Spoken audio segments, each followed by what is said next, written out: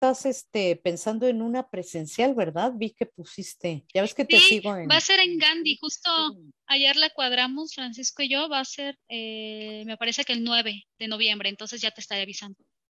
Perfecto.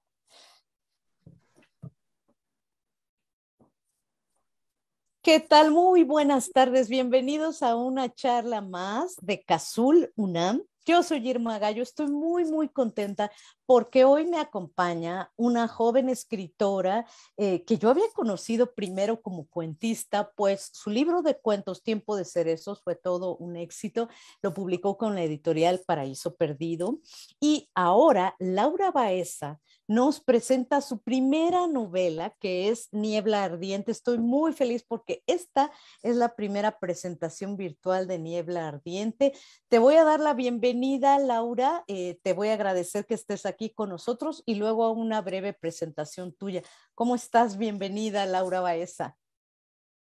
Muy bien, Irma, estoy muy emocionada, es la primera presentación, o sea, es como el debut en sociedad de la novela y estoy muy feliz de que sea en Cazul. Ay, querida, pues yo estoy más feliz de que estés aquí. Les voy a decir que Laura nació en Campeche en 1988 y que en 2017 ganó el Premio Nacional de Cuento Breve Julio Torri, convocado, el que convoca Tierra Adentro, con el libro Ensayo de Orquesta, y el Premio Nacional de Narrativa Gerardo Cornejo con el libro Época de Cerezos, que es justo el libro del que les acabo de hablar. En 2018, Laura fue seleccionada por la FIL Guadalajara dentro del programa Al Ruedo, 8 talentos mexicanos, como una de las propuestas narrativas para el futuro. Es antologadora también de un libro precioso que les recomiendo mucho, que se llama Mexicanas 13 Narrativas Contemporáneas, que está publicado por la editorial Fondo Blanco.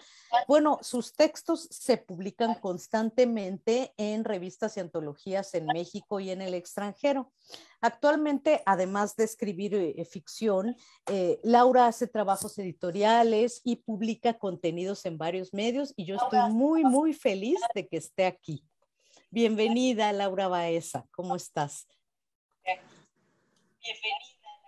Muy bien, muchas gracias y ya lista para platicar. Bueno, pues esperemos, vamos a empezar a hablar de Niebla Ardiente, que como yo les había dicho, es la primera novela de Laura, lo cual me da muchísimo gusto que esté aquí. ¿Cómo surge, primero, cuál es la génesis de esta historia? Que a mí me encanta que sea una historia que tiene que ver, sí, con tener una hermana, sí, un miembro de tu familia, una hermana tan cercana que sea mujer, pero también tiene que ver, creo yo, con la nostalgia, con la soledad, con lo que se pierde, con la culpa, con todas estas cosas. Antes de hablar un poco de qué va la novela, me gustaría, Laura, que nos hablaras de la génesis de la misma. Antes de hablar un poco de qué va la Uy, novela. bueno, son muchos temas. La verdad es que creo que aproveché, ya venía haciendo cuento, aunque la novela la pensé, mm, no sé, yo creo que unos 5 años antes de, no, como unos 4 años antes de mi primer libro de cuentos publicado. Comencé a gestarla en el 2013, pero escribí la novela en el 2017. Entonces, sí son varios temas que me interesaban, partiendo del tema de la familia fragmentada, que creo que la mitad de los mexicanos venimos de ahí, es el origen. Las relaciones entre madres e hijas, entre hijas con el contexto, ser hija, mmm, las relaciones de hermanas, etcétera, como que eran muchas cosas que no había, que tenía en mente y nunca había puesto en papel. Entonces, como que la idea la tuve varios años gestándose hasta que en 2017, bueno, me senté a escribir y salió solita. Digo solita porque sí fue un proceso bastante pesado el de planear la novela y todo, pero la escritura no lo fue como tal. Entonces, eran estos temas sobre la familia, que las familias tampoco son lugares seguros, eh, la situación de las mujeres en México, que es muy terrible, nacer y crecer aquí. Bueno, pero no hay de otra.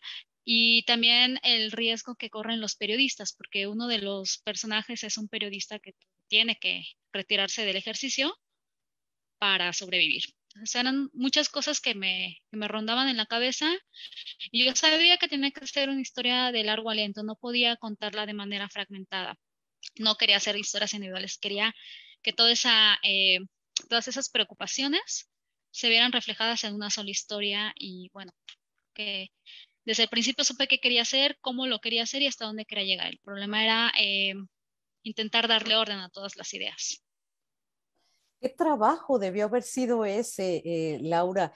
Y además también otra cosa que me llama mucho la atención, esto que dices que las familias no son espacios seguros. En esta historia de Esther y de Irene, bueno, del padre, de la madre, nos queda clarísimo además cómo es que una familia te puede en el afán de protegerte, a veces, no siempre, pero en el afán de protegerte, una familia te puede acotar la vida de una manera que termina asfixiándote casi, casi. Y no estoy haciendo spoiler porque desde las primeras páginas, el personaje de Esther, que vemos que vive ya en Barcelona, esta mujer, de alguna manera ha salido huyendo de esto.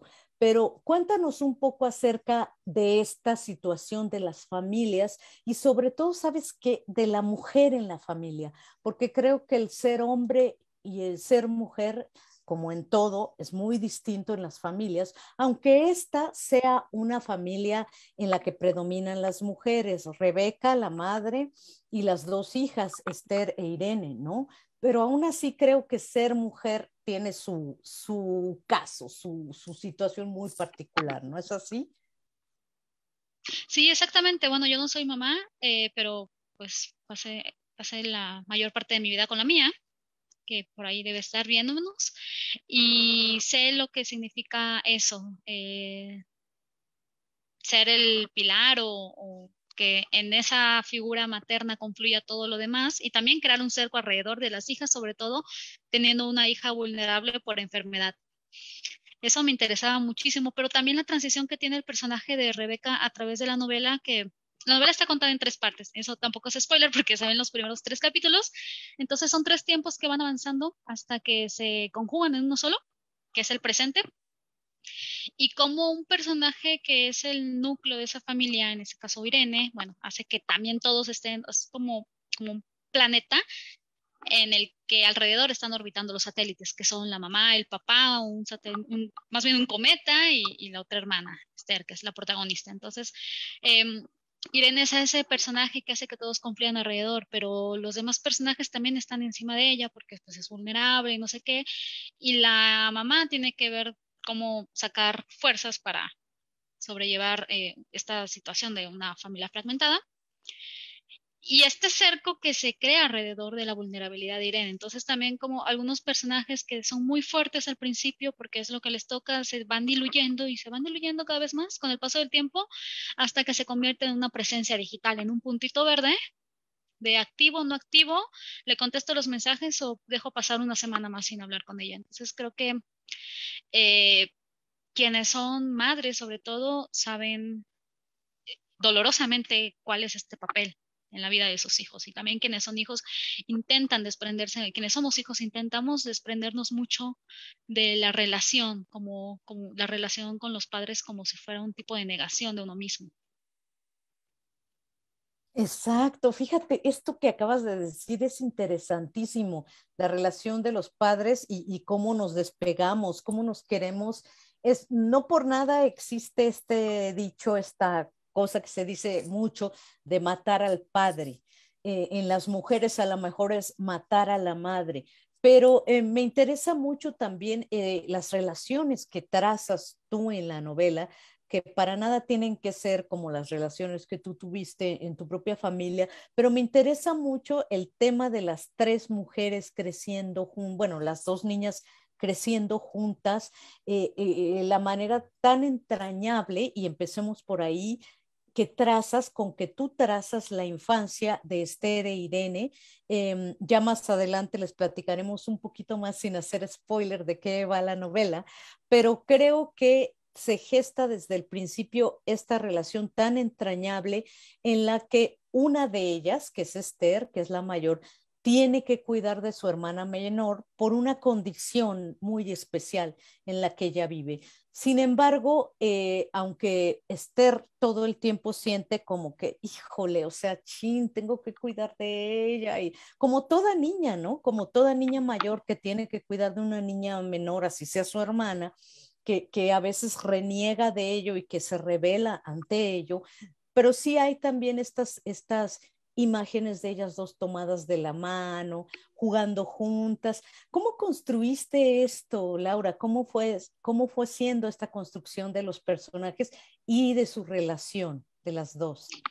Uy, sí, creo que esa es la parte más compleja. La verdad no me costó trabajo como escribirlo, sino pensar qué voy a escribir. Bueno, yo también vengo de una familia muy numerosa donde siempre hay niños y siempre existían y siempre estaban ahí y siguen llegando.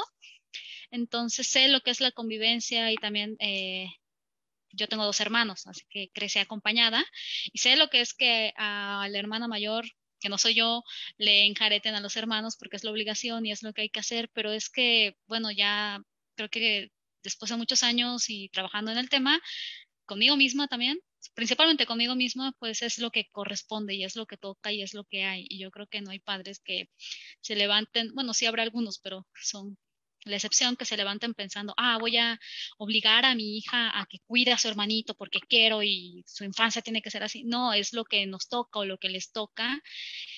Y sí estaba bastante familiarizada con ello, no desde la posición de la víctima, afortunadamente, pero creo que mi trabajo fue observar y decidir que sí, que no, y es lo que le iba a dar forma a la novela y lo que la iba a hacer cercana, porque creo que si hay que contar algo, pues tiene que resonarnos y resonarnos también en la incomodidad. Bueno, y dicen además que la infancia es como la parte que más forma al individuo, ¿no? Que a Y qué partir más de la duele, infancia, sí. sí, que más duele, que más queda aquí, que más quema, literalmente, ¿no? Y que es pues literal la base del individuo, de quiénes vamos a ser en el futuro. Por ello me interesa mucho estas partes de estas niñas creciendo además en un lugar que se llama Martínez, en Veracruz. ¿Por qué eliges un lugar de provincia, un lugar chico, para que sea el primer hogar de ellas dos? Bueno, de la familia en general, aunque sabemos que el padre siempre está ausente y ese es otro tema. Pero primero, ¿por qué eliges un lugar fuera de la Ciudad de México para el primer nido, digamos, de estas tres mujeres? Bueno, al principio la novela se llamaba, tenía otro nombre que tenía que ver con la memoria, pero creo que después lo trabajé lo suficiente para llegar a este título. Yo no nací en Martínez, yo nací en Campeche, pero de niña pues viví como más de 8 años en esa región de Veracruz. Mi hermanito nació ahí en Martínez precisamente, que es de donde son las naranjas. Entonces conozco la zona y siempre creo que regreso a esos lugares, a los de la primera infancia. Yo divido mi infancia en mi infancia y mi primera infancia, que era ese lugar. Y también, bueno, por situaciones familiares hubo un rompimiento y nos desplazamos. Pero creo que también en mi búsqueda como autora de qué escribir y por qué he regresado recurrentemente, mi libro anterior también narra una parte donde hay una planta nuclear aquí también. Entonces, eran esos lugares que para mí tenían justo lo que acabas de decir, la memoria de la primera infancia y la formación. Entonces, a mí me interesaba eso.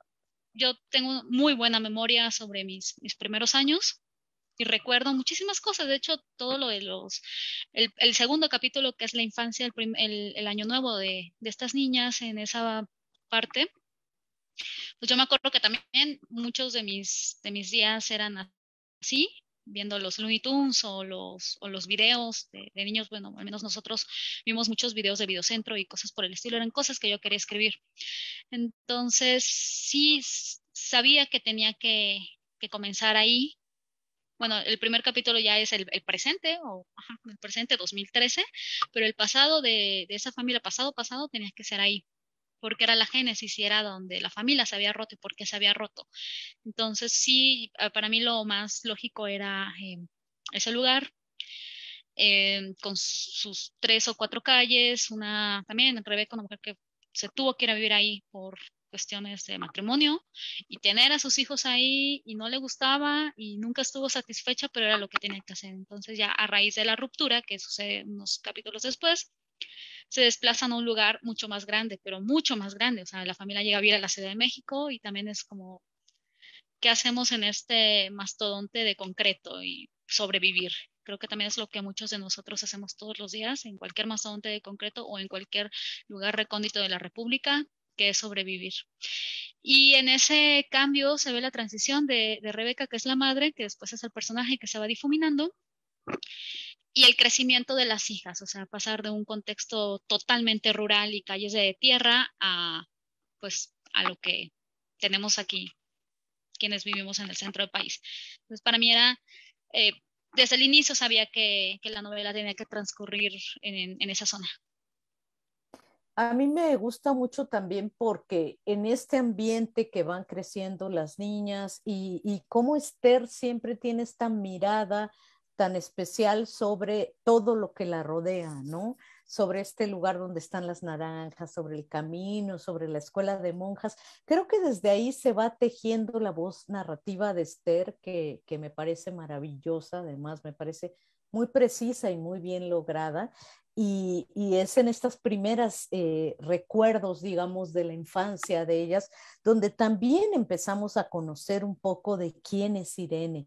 Voy a interrumpir un poco, nada más para saludar a las personas, Sí. para pasarte los saludos de las personas que están conectadas ahora. Está Miguel Benítez, que dice abrazos, Irma y Laura. Abrazos, querido Miguel. Está nuestra queridísima Verónica Flores Aguilar, que dice un abrazo enorme a las Ella dos. es la responsable de, de que esta novela haya quedado tan chula y que esté por todo México. El Por enorme y supuesto. maravilloso equipo de la agencia BF. Sí, por supuesto, un abrazo a Vero y a Ana Karen Ana Larios Karen. también. Lola Ancira, qué gusto verlas y escucharlas, enormes Laura y su nueva novela, dice Lola. Aniela Rodríguez, grande niebla ardiente, grande Laura. Edna Montes, qué gusto escucharlas. Itzel Guevara del Ángel, querida Itzel, dice abrazos a las dos, ya quiero leerla. De verdad que sí, tienen que leerla. Ulises Tienes que Velázquez leerla, Gil. Isel, porque esta novela también pone un pie en tu Jalapa querida. Ah, sí, por supuesto, por Pone supuesto. varios pies ahí. Varios, ¿eh? Sí, sí, sí. Ulises Velázquez Gil, conversación de superlujo. Diana Martín, wow, felicidades, querida Laura. Pues esos son los comentarios que van hasta ahorita. Pero bueno, veamos ahora, hablemos ahora, si estás de acuerdo, Laura, de esta relación de las dos.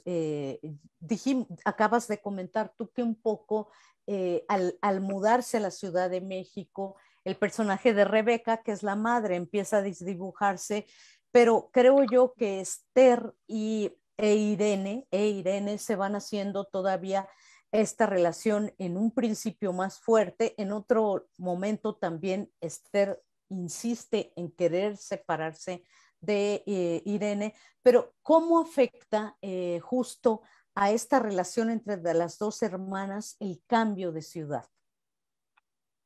Bueno, lo habías dicho muy bien también hace rato, que Esther observa todo y yo también cuando construía ese personaje pensaba, bueno, pues ella está a cargo de la hermana y lo que va a observar todo el tiempo son los lugares de riesgo y no cruzar la carretera, porque pues como van a cruzar una carretera unas niñas, que bueno, también cuando yo era niña pues cruzábamos la carretera, eh, cómo va a tener una pesadilla, o sea, las cosas es triste, pero es la realidad para muchas hermanas o niñas, bueno, niñas que tienen que hacerse cargo de alguien, estar siempre al pendiente y todo representa un peligro, entonces venir aquí a la ciudad y cruzar los puentes y muchas cosas sabe y vive con el peligro de que tiene una hermana que no está en condiciones ni de salir sola a la calle ni de cruzar puentes, entonces sí era un cambio gigante. Sabía que la vida les había dado la vuelta completamente y que ahora era mucho más difícil y que ahora ella estaba a cargo, porque la mamá estaba ahí, tenía que estar ahí, pero como cualquier otra mamá, tenía que estar fuera todo el día y ocuparse de mantenerlas. Entonces, son estas infancias en las que hay que madurar a muy temprana edad y no nada más madurar, sino hacerte cargo de tu vida y de las vidas de tus muchos hermanos o de un solo hermano, pero creo que es mucho más complejo cuando el hermano tiene una condición que le imposibilita algunas cosas y la familia comienza a construir un cerco alrededor de él y a evitarle también que pueda desarrollarse por su cuenta.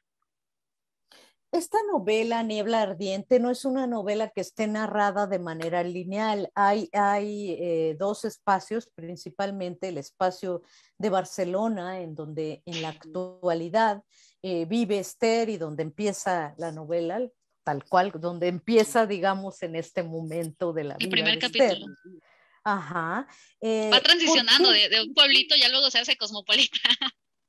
Sí, oye, qué Sí, sí, maravilla, sí. ¿no? Qué maravilla de personajes Esther, además, porque es una mujer que de alguna manera, pues sí, está huyendo del dolor, está huyendo de la culpa, pero al mismo tiempo es súper valiente, creo yo. Creo que es un personaje muy valiente y muy fuerte, ¿no? Entonces, lo que te quería preguntar ahora era, ¿cómo es que sitúas a Esther en Barcelona? ¿Por qué Barcelona? Bueno, sabemos que es una de las capitales del mundo editorial en español, al igual que Madrid, pero ¿por qué Barcelona? ¿Cómo Barcelona? Ah, bueno, ahí es una trampa de autor, porque yo cuando pensé en la novela, yo estaba ahí estudiando y luego me tuve que regresar, pero ahí fue cuando se me ocurrió qué quería escribir y cómo escribirlo. Entonces, hay una parte de la novela donde ella hace un trayecto a donde trabaja, que es en Sabadell, y en el tren ve a unos muchachos que se toman de la mano y no sé qué. Entonces, a mí precisamente la novela se me ocurrió en un trayecto de Barcelona a Sabadell y dije, ya sé lo que quiero escribir. Y también lo del primer capítulo del noticiero y todo, cuando descubre, no es spoiler porque sucede en las primeras páginas que Esther ve una imagen, y después podemos hablar al respecto, ve una imagen que le recuerda su vida pasada y su vida en México. También a mí me pasó porque estuve viendo noticieros y cosas y veía las noticias y yo decía, pues es que sí, o sea, el mundo ve los horrores del país, no necesariamente somos ese horror, pero sí somos ese es el horror con el que estamos viviendo constantemente, o sea, aunque no todo sea terrible aquí en nuestro adorado México, pero sí es el horror con el que pues ya estamos tan familiarizados que pues ya lo vemos como una cotidianidad, pero también qué pasa cuando tus familiares o las personas a las que quieres son las que están en los titulares de las noticias. Para nosotros sigue siendo algo terrible y doloroso, pero no podemos escapar de ello. Entonces, sí, es más bien como un asunto de autor. Yo estaba ahí y dije, pues creo que este es un buen lugar también para huir. De cierto modo yo también quería huir y hubiera preferido quedarme ahí. Entonces, como que iba relacionando varias cosas que yo decía, pues creo que es momento de escribir de esto y creo que ya tengo los elementos o por lo menos sé cómo quiero que comience la historia. Y a partir de ese momento, 2013, por eso está fechado con 2013, empecé a concebir la novela hasta que me senté a escribirla bien en el 2017. Guau, o sea que supongo que en ese tren de Sabadell a Barcelona o de Barcelona a Sabadell empezaron estas primeras notas mentales, Ujú, ¿no? Que uno va exacto. tomando, que no necesariamente en ese momento empiezan en papel, pero empiezan estas notas mentales. Pero bueno, me encanta esta también, creo que es muy acertada esta descripción de Barcelona. Ya nos hablaste un poco de que tú estuviste estudiando ahí, eh, y además el ambiente que se vive en la ciudad, porque ahí va a conocer a un hombre que es argentino, Benjamín, Ujú. y también es algo que sucede mucho en Barcelona, que hay muchos latinoamericanos y como esta, digamos, hermandad, amistad, compañerismo que se da entre los latinoamericanos cuando estamos en otros países, cuando estamos en Europa. ¿Y qué tan importante va a ser Benjamín y después este periodista, no recuerdo su nombre, Alfonso es? Sí, Octavio. ¿verdad? Octavio, Octavio. perdóname. Octavio, ¿de qué tan importantes van a ser estos dos hombres en la vida de Laura? Porque bueno, también, perdón, de Laura, tú eres Laura, perdóname, de Esther, porque también los También, hombres, sí, sí bueno, fueron. también en tu vida, ¿eh? En la vida de Esther Sí, van a sí, ser sí. muy importantes estos hombres y en la vida de Irene va a haber también por ahí un hombre que va a ser un punto clave en la historia. ¿Cómo empiezas a crear a los personajes masculinos, Laura? ¿Cuáles son las premisas, digamos, con las que trabajas para crear a estos personajes masculinos? Porque tus personajes femeninos, bueno, son fuertísimos, ¿no? Y había que tener como este contrapeso también. Sí. Ah, bueno, ahí, fíjate, mis dos libros anteriores y en general creo que toda mi escritura previa era muy, muy masculina porque estaba muy acostumbrada a leer autores. O sea, ahora me da pena y como que ya me deconstruí bastante, pero yo prácticamente leía solamente autores porque era lo que había, era con lo que yo consideraba que tenía, que me validaba, como, ah, sí, porque qué rudeza y no sé qué, son de estupideces. Creo que ahora ya me doy cuenta de que no tenemos que demostrarle rudeza a nadie, podemos escribir los temas que queramos. Y cuando volteé la mirada a la literatura escrita por mujeres, fue como que, wow, por fin entiendo muchas cosas y también fue un acto de verme a mí misma en cosas que habían escrito otras y de las cuales yo siempre decía así, no, no, no, yo tengo que validarme así fuertemente, qué ridículo pensamiento, pero era el pensamiento que yo adquirí. Entonces empecé a trabajar también con eso, no, no hará mucho, quizá unos 4 o 5 años, pero yo estaba muy acostumbrada a narrar en las voces, con las voces masculinas. Y eso lo había adquirido también a través de la observación. O sea, soy una persona muy atenta a todo. Intento recrear las voces y estar, o sea, como que observar y establecer una conexión con las demás personas. Para mí el reto en sí fue escribir las voces femeninas, escribir personajes femeninos y darles profundidad, porque me costaba mucho trabajo reconocerme en los personajes femeninos. Yo quería a fuerza, durante muchos años quise como que reconocerme en los personajes masculinos porque sentía que me validaba y qué, qué grandísimo error. Pero bueno, ya tenía eso y lo que quería concretamente en la novela era eh, que no fuera una novela de mujeres sufrientes ni hombres malos malos. Entonces necesitaba darle profundidad a los personajes. El padre es ausente, sí, creo que casi todos tenemos un padre ausente o la mayoría. Entonces, pues eso está ahí, pero uno no tiene por qué estar siempre en las malas relaciones, lo cual es el caso de Esther. Y no tiene por qué tener malos colegas, sino tener colegas que se convierten en aliados, como en el caso de Octavio. Entonces también me interesaba mucho eso y establecer los vínculos de una forma, salirme de los estereotipos y de una forma normal, como sucede en la vida. Entonces creo que sí, mi mayor problema fue la construcción de los personajes femeninos por el miedo y por el reconocimiento y por el yo y el super yo, pero creo que pues al final hice lo que pude. No, hiciste más de lo que pudiste porque creo que los personajes son muy reales, son en 3 dimensiones, en 4 dimensiones, o sea, son personajes completos y complejos. Y fíjate qué curioso ahora que dices que te costó más trabajo construir estas voces femeninas.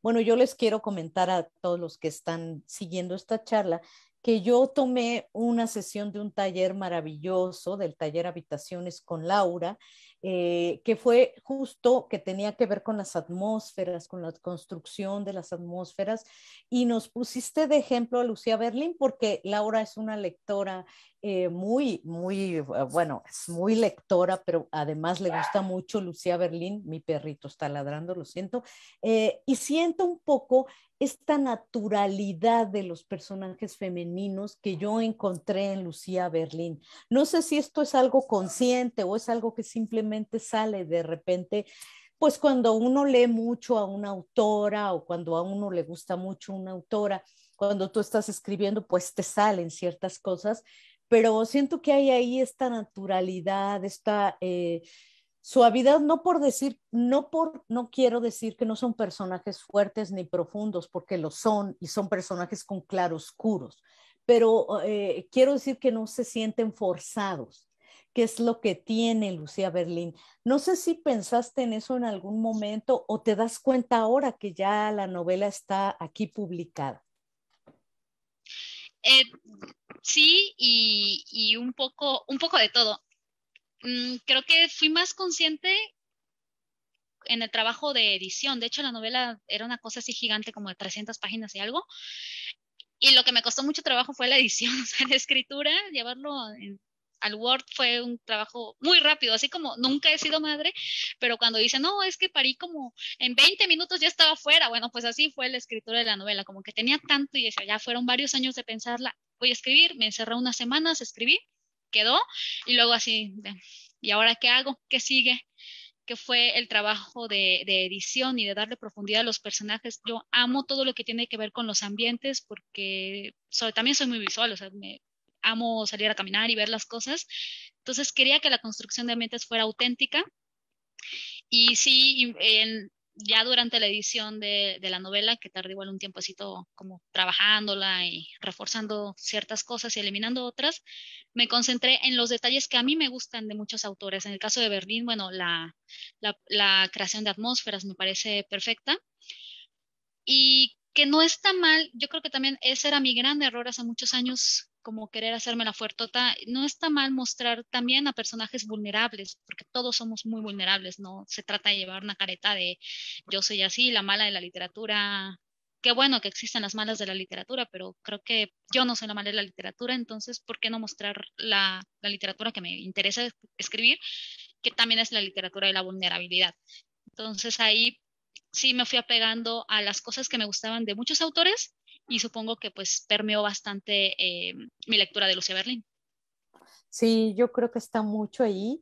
Hay una parte también de la cual me interesa mucho hablar, que tampoco creo que estemos haciendo un spoiler si lo menciono, pero hablas también en una parte significativa de la novela, de todo este asunto de la trata en México, que es terrible, que bueno, ya sabemos cómo están algunas ciudades de nuestro país, cómo sufren muchas mujeres este flagelo que es la trata. ¿Cómo fue tu investigación? Porque siento que en el personaje de Octavio, que es donde se ve todo esto, que es donde en su trabajo, pues en las conversaciones que tiene con gentes de ONGs que están dedicadas justamente a, Ujú. pues no sé, a ver a las familias de víctimas de mujeres desaparecidas por trata. Me llama mucho la atención, Laura, ¿cómo fue esta investigación tuya? Sí, esa parte fue bien, bien difícil. Yo siento que la verdadera literatura está en la no ficción también, o sea, la literatura crudísima está en la no ficción. Adoro el trabajo y le tengo muchísimo respeto al trabajo de Lidia Carrión, por ejemplo, que aborde estos temas aquí en el centro del país. Necesitaba hablar de eso y no lo metí, no lo hice a la fuerza de, bueno, pues ahora resulta que ese personaje, no, la novela desde su génesis iba a ir del tema de la trata, ya emparentándose con esta familia, o sea, como que, bueno, la historia de la familia y les pasó esto. Sí, fue bastante difícil. Durante la investigación, bueno, intenté empaparme lo más que podía sin caer en el morbo. Lo mismo con la situación de la enfermedad de Irene, que es una niña que tuvo esquizofrenia muy temprano. También me documenté mucho, pero yo no soy psiquiatra, entonces no podía hablar como dar demasiados datos para que no pareciera forzado, porque creo que yo lo que no soporto de la literatura es que se sienta forzada. Entonces, en cuanto a la enfermedad y a la trata, sí me documenté bastante, pero necesitaba que eso, pues al final fuera la atmósfera y que los acontecimientos fueran otra cosa. Y de todos modos eso golpea a la familia y destroza a la familia, pero está ahí y no va a cambiar y lamentablemente no está cambiando. Entonces necesitaba más meterme de lleno en los personajes, pero que la violencia en todas sus dimensiones estuviera ahí. Y está ahí y atraviesa a Octavio y atravesó a los papás también de Bernardo en Argentina muchos años antes y a las hermanas las separó y así a todo mundo dentro de la novela. Entonces creo que, y al papá de estas chicas también, la violencia le da y le quita. Entonces a mí me interesaba sí tener estos temas que son los temas principales de la novela, pero más como algo que está flotando. Y lo hice también en mi libro anterior, o sea, algo tóxico, pues se queda ahí y se queda en el ambiente. Y uno no puede hacer mucho porque ya lo tienes dentro. Sí, pero entonces el tema más bien, yo pienso también en esto, ¿no? En estas cosas de la violencia, de la enfermedad mental que están ahí. Y entonces el tema real es esta culpa, es una relación de dos mujeres que son hermanas, que además ser hermana de alguien es difícil, ser mujer y tener una hermana mujer, y espero que mi hermana no nos esté viendo porque yo sí tengo una hermana mujer, pero es Yo curioso, también. tú también, fíjate, es Sí, curioso porque está la cosa ahí de la competencia siempre, que no debería de ser, pero que entre mujeres, igual supongo que ha de suceder cuando son dos hermanos varones, cuando somos dos hermanas mujeres, está de alguna manera, aunque uno no lo quiera, la competencia, están los celos, están tantas cosas que suceden, siento yo, entre las relaciones de dos hermanas mujeres, así como entre madre e hija, ¿no? Hija y madre, mujeres, pues somos seres con complejidades muy particulares, pero lo que me encanta es que nunca se pierde de vista, como bien dices tú, que está la violencia, está la trata, está la enfermedad, está la desaparición, pero lo que persiste siempre es cuando te separas, te separan las circunstancias, en este caso, de tu hermana, ¿qué queda de ti como mujer, no? Y cuando tú además sientes de alguna manera que eres medio responsable, porque esto es algo que le pasa a Esther todo el tiempo, la culpa, que te sientes medio responsable, es como si te partieran a la mitad, ¿no? Yo siento que Esther en algunos momentos es un personaje que se siente como dividido a la mitad. No sé si sea nada más mi percepción o es algo que tú quisiste decir, Laura. sí, sí, porque, o sea, sí me interesaba decirlo y traté de dejarlo de forma muy evidente, porque desde niña se le asignó el cuidado de la hermana, que era lo que le tocaba, así como a las madres, pues les toca ya, o sea, ya tuviste un hijo y te toca eso, y quieras o no, en la sociedad, pues es lo que hay. Y sí, o sea, es una novela, creo que si pudiera resumir todo, diría que es una novela de supervivencia, porque hay que reponerse al dolor y es una novela de un duelo constante y el duelo no termina, o quizá ni siquiera empieza, porque hay una parte también donde Esther dice que debió haber ido a terapia y fue así como que, bueno, voy a ir porque me siento muy mal, pero eso no servía, o sea, no hay terapia que pueda abarcar el sufrimiento que ella sentía, ni siquiera el exilio que el que ella misma se impuso, ni siquiera la relación con la madre iba a ser la misma, o sea, no había, no había nada para ella, era como si le hubieran quitado un brazo y pues el dolor fantasma continuaba ahí, no había forma de que pudiera salir de eso. Entonces sí es la culpa, pero es más, ¿qué pasa con los que se quedan? Cuando estaba escribiendo la novela, fui a una exposición aquí en el Museo de Memoria y Tolerancia que fue muy fuerte y me acuerdo que salí muy mal y estaba llorando y no sé qué, el de las mujeres víctimas de feminicidio. Fue una cosa espantosa, eh, terriblemente dolorosa, y eso que yo no he sido víctima de tener un familiar o alguien cercano que haya pasado por eso, pero aún así es algo inabarcable. Entonces, y para mí, que afortunadamente no conozco ese dolor, se me hizo terrible, yo creo que no hay palabras que puedan describir el dolor de una mamá cuando tiene que llegar a su casa y ver la habitación de la hija o de una pareja, o sea, no hay manera, no hay manera, y creo que eso también me dio mucha luz para decir, bueno, es que quienes se quedan y los dolientes son sobrevivientes, pero ¿qué pasa con ellos y qué pasa con el dolor? Yo no concibo, no me imagino cómo puede salir adelante una persona que sí está experimentando eso. Sí, es tremendo y creo que sí está muy bien, se siente en el personaje de Esther esta esta ausencia que además bueno, es que no quiero spoilar, pero es difícil no spoilear. Sí, Pero bueno, sí, ¿verdad? la puse difícil. Sí. Es súper difícil no spoilear. Pero bueno, ella cree que su hermana está ausente por alguna causa muy violenta. creo yo que cuando alguien se va, está ausente, desaparece, como querramos decirle, y además está el tema de la violencia en esa ausencia, todavía es peor. Eh, ¿A qué me refiero? Bueno, que cuando alguien se va porque quiere irse y ya no sabemos nada de esa persona, pero de alguna manera no es una decisión pensada, etcétera, no duele tanto como cuando creemos que esa persona se ha ido de una manera violenta, ¿no? Sí, ha Y sido que, arrebatada. exacto, creo que arrebatada es la palabra precisa. Entonces, el empezar otra vida en otro país, en otro continente, lo más lejos posible de este mundo que se quedó atrás, creo que dice mucho de quién es Esther también. Nos has contado que, bueno, tú viviste en Barcelona, estuviste estudiando ahí y de alguna manera conocías este lugar y pues, te inspiró para escribir, para situar a este personaje de Esther ahí, pero también es interesante pensar en cómo puso todo un océano de distancia, ¿no? No es nada más irte como muchos mexicanos se van a Estados Unidos, ¿no? Es poner todo el mundo, medio mundo de distancia, por creo yo, por lo grande que es el dolor, ¿no? Sí, es eso, es como llegas a otro país y no eres nadie porque no tienes nada y decides eso, decides también deshumanizarte y convertirte en un fantasma.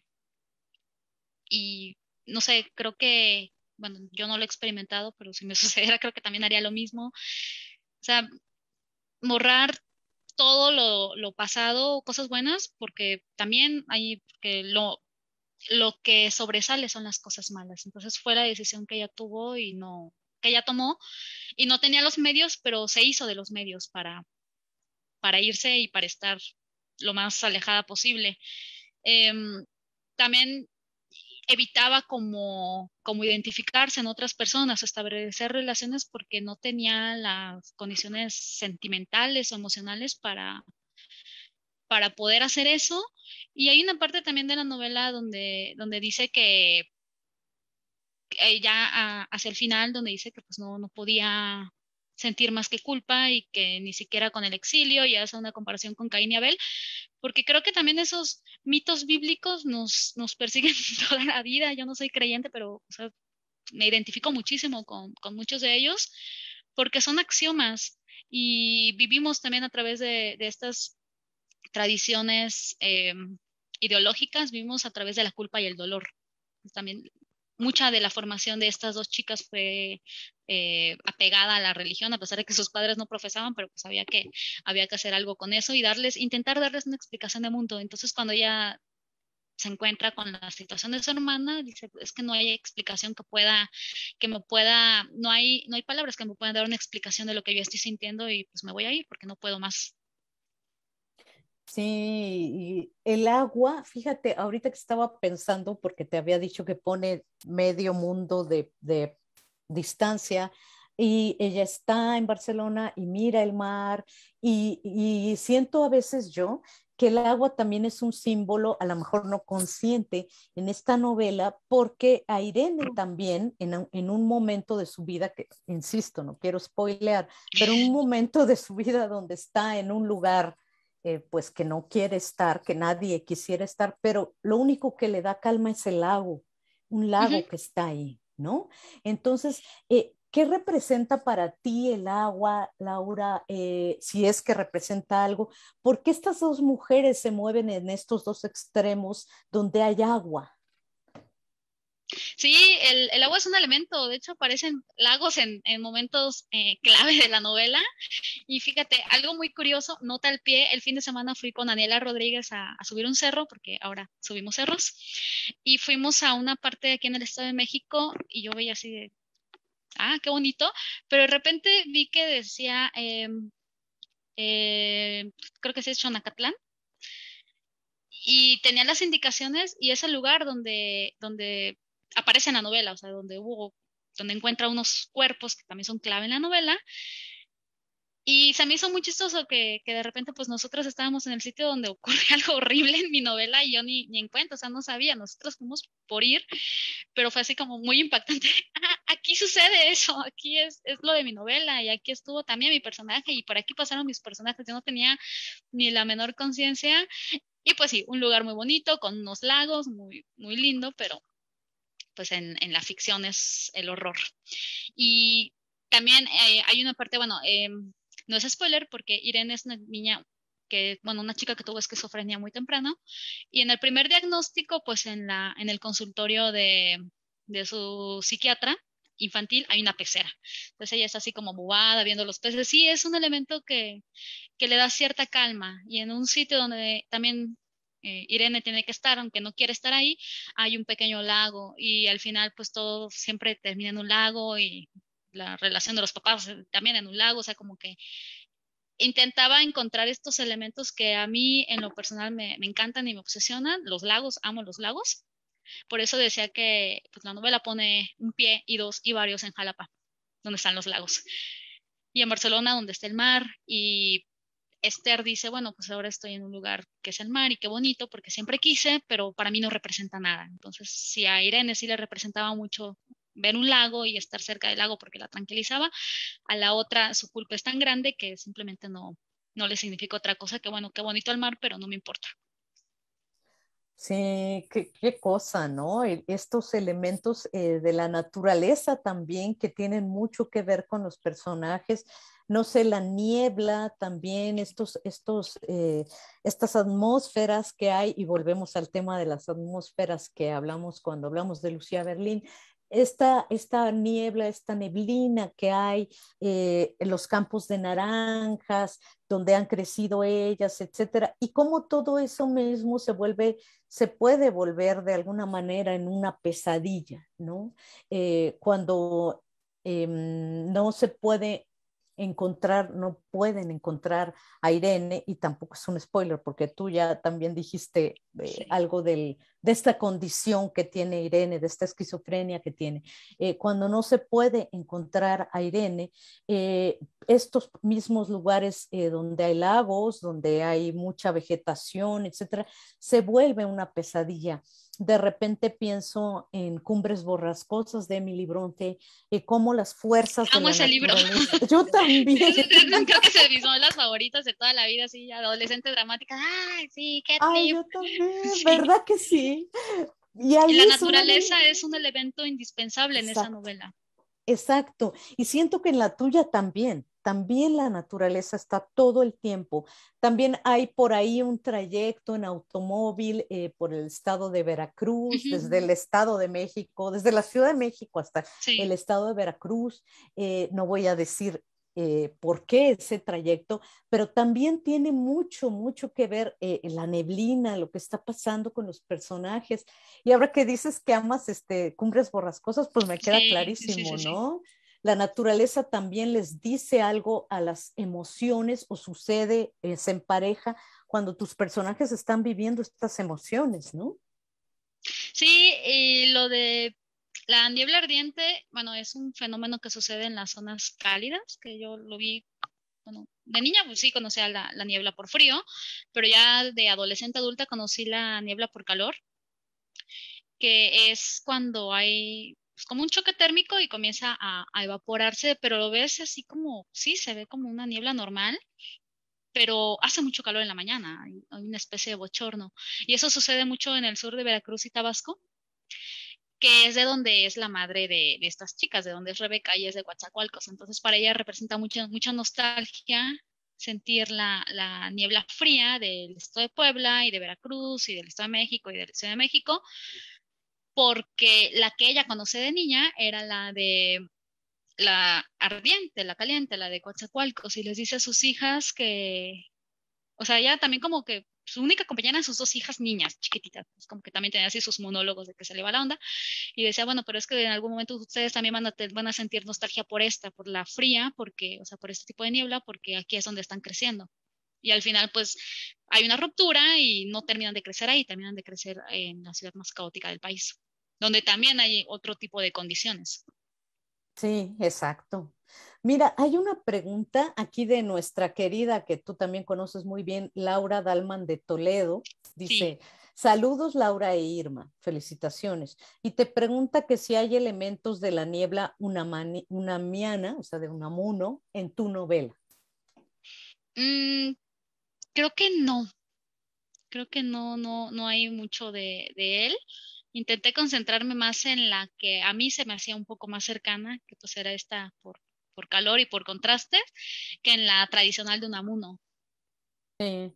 Sí, porque es curioso este elemento. A mí el título me encantó, ¿no? Y después, bueno, cuando empiezas a leer la novela dices, ah, aquí está la niebla ardiente. Yo no había Ujú. oído hablar nunca de la niebla ardiente, ¿eh? A lo mejor la experimenté alguna vez también en Veracruz, pero nunca había oído hablar Tal mucho vez de tenga ella. otro nombre.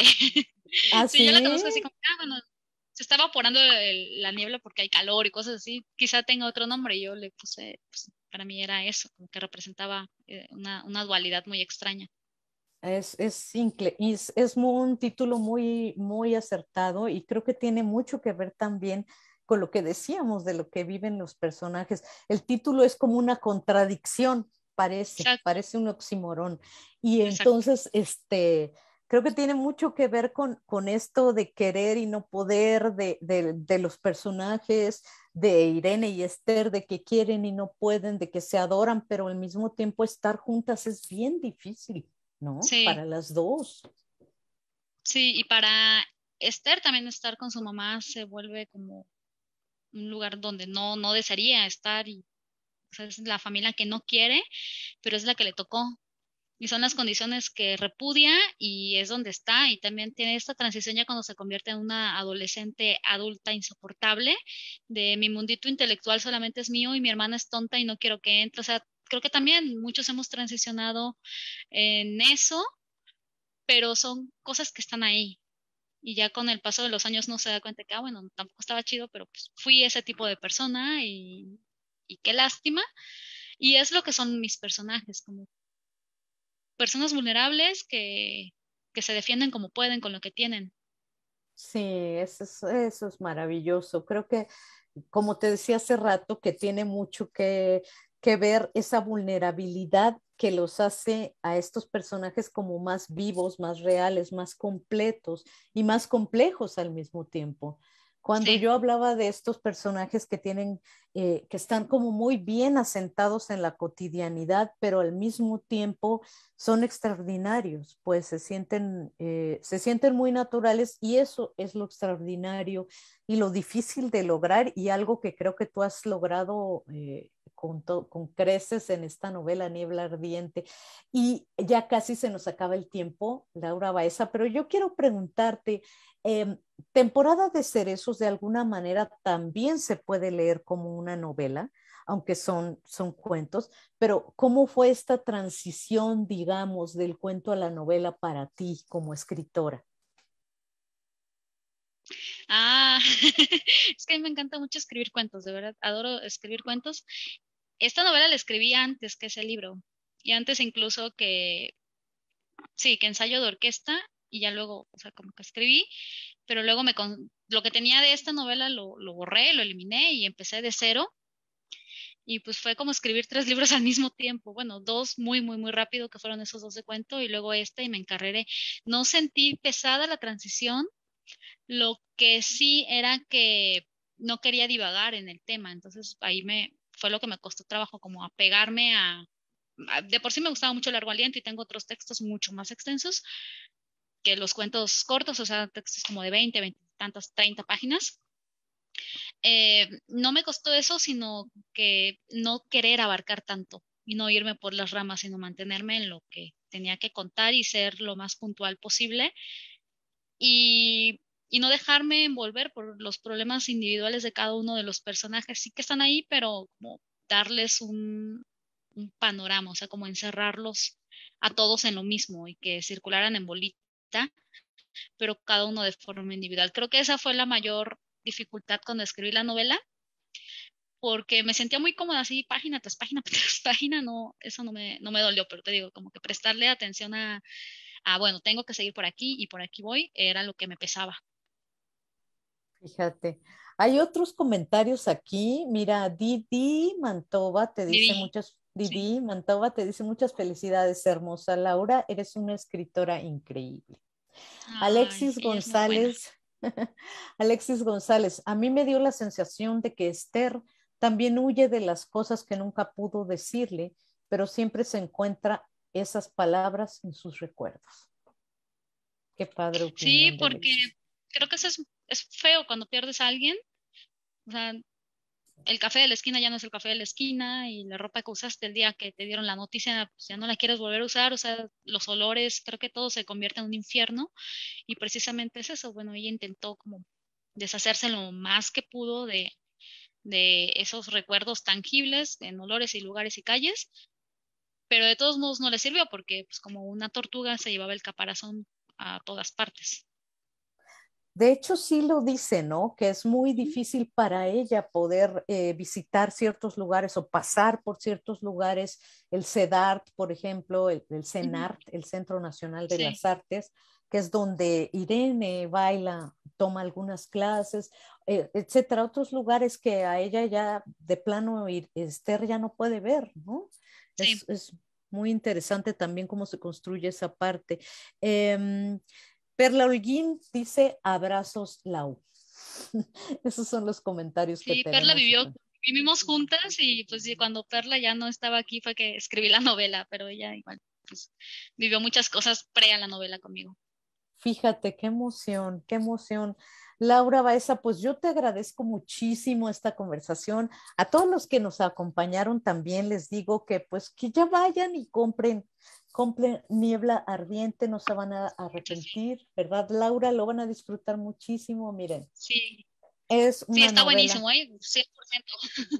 Es una Y novela está en muy todas partes. entrañable. Sí, no. Sí, está en todas partes, es una novela muy entrañable y pronto habrá alguna presentación presencial.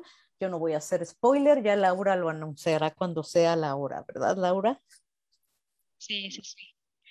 Sí, y virtuales también algunas, pero pues el chiste es que la lean y también hagan que otros la lean y entren en discusión. Claro. Pues muchísimas gracias, Laura Baeza. Gracias a todos los que nos Gracias a acompañaron. ti, estoy muy contenta. Yo también. Gracias. Chao. Casa Universitaria del Libro UNAM presentó Jueves de Entrevista con Irma Gallo.